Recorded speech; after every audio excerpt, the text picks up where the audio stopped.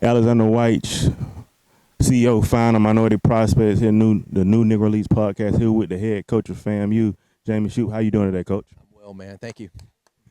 You know, you have been the kind of epitome of SWAC baseball, being consistent, either in the championship or winning it. What do you contribute to, your success there at FAMU? Well, obviously, you got to get good players. If you don't have good players, you got no chance in this game. But coaching still does matter. This year especially, I mean, we were 22-8 in the regular season, had the best record in the SWAC, and just unfortunately, that one weekend, the hot team was scrambling, and they had, I mean, top to bottom, they were. Heck, Jackson State was the 4 seed from our side, and they could have easily won it as well. I think they took a lead into the 9th inning of the SWAC tournament championship game. So you got to have good coaches. I mean, there's good coaches throughout this league. Brett Richardson, who's been when I got the job at FAMU, I brought him back to FAMU as my assistant coach. 2 years into it, he did such a good job that we were in the MEAC at that time. He went to Alcorn State, and then after 7 years came back, and he's worked with me the last 2 or 3 years. So I've won 3 championships in 10 years there, and 2 of the 3 Brett was with me. So you got to have good coaches. I had 2 guys this year that were my assistant coaches that were Jeremiah McCullum, who was on the 2019, my closer for the 2019 MEAC championship team, and then the catcher on that team, Tucker Rayburn, as well. So good coaching staff. Recruiting is the lifeblood of any program. You got to continue to recruit well. That's why we're here at this event, the HBCU MVP tournament. We're here every year, but you got to get good players. You got to have good coaches, and you got to be lucky to win a championship too. I agree. So, with Minority Prospect being, the biggest company in the world that supports minorities in the game of baseball, as we talk to these 10,000 plus kids that we deal with every year, what are you guys looking for into players? I know right now the transfer portal is hot. Talking to Ben and Southern, they're still looking into high school players. What are some intangibles that you're looking for when you recruit players? It starts with a kid. It starts with the heart of a kid. There's one thing we always say is we never want a kid to come into our program not to get better, not to get a degree, and not to leave there a better man than he was a kid coming in. So there's got to be a starting point. You want kids from good families that are respectful, that do things the right way, and those aren't hard to find anymore. It used to be, even though society seems to turn in the south direction sometimes, they're still good kids, man, from good families. You and I were talking earlier about Ty Jackson, the guy that I'm going to miss. I mean, I'm going to go to bed with nightmares this year when I don't have Ty Jackson as my leadoff guy. Just an incredible baseball player, but an incredible human being. That makes our job as coaches coming to the ballpark every day more enjoyable, to know that you're not only working with good kids, but you're working with good players as well. So we continue to look for good kids first and foremost. Obviously, they got to be able to play a little bit, and then see if we can make sure they, one, get a degree while they're there, do what they're supposed to do on and off the field, and then hopefully win a championship during their time. So when we talk about, that Florida State right across the street, literally, when we talk about, like, say, our All-Americans, Minority Prospect All-Americans, game right before Jupiter, we have the best players in the country, right? How can we level the playing field where when I say, hey, you ain't got to go to Florida State, you can go to FAMU, what are some things that you feel we can do to make everything equal, where it's not a HBCU FAMU, it's a FAMU versus a Florida State? This is a perfect example of that.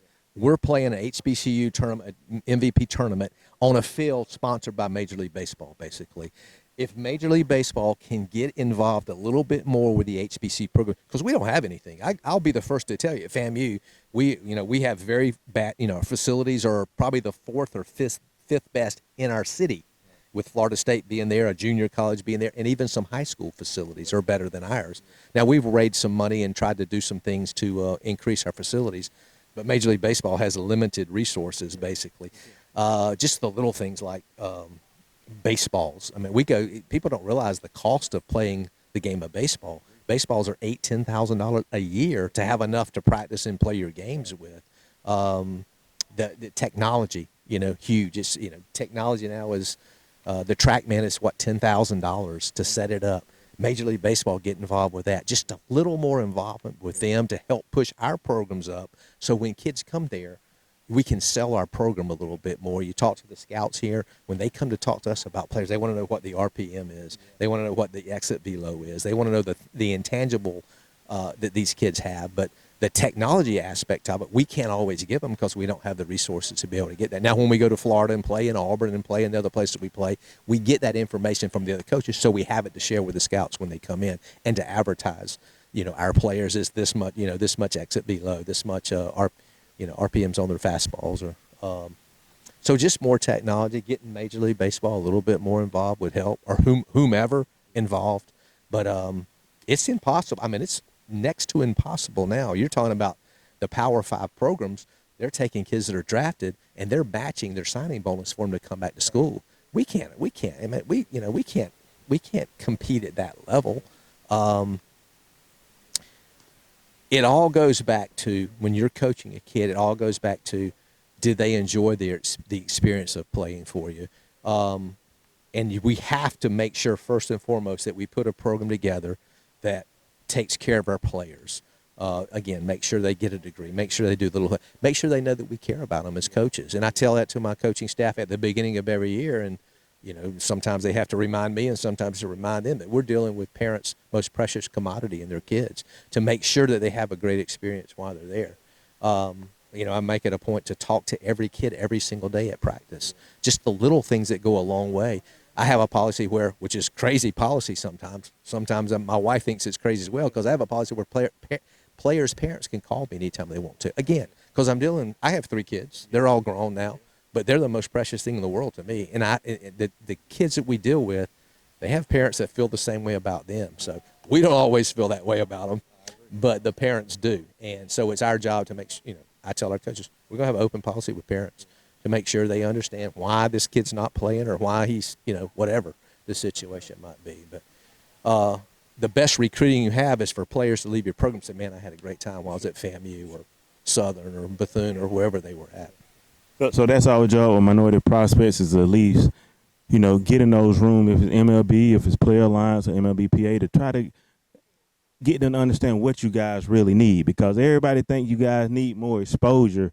I tell them it ain't the exposure, it's the resources. You guys need resources, like, feel like I went to Missouri to see Carrick, and I was like, shit, it's hard for me to tell a kid to go to a HBCU, because we're just as successful as HBCUs. We do HBCU game, different things like that, but it's hard for me to tell a kid go to HBCU when I go to Missouri and I see indoor facility, turf, different things like that. So as we go back to different, big leaguers and big owners, we try to emphasize that you guys need more resources.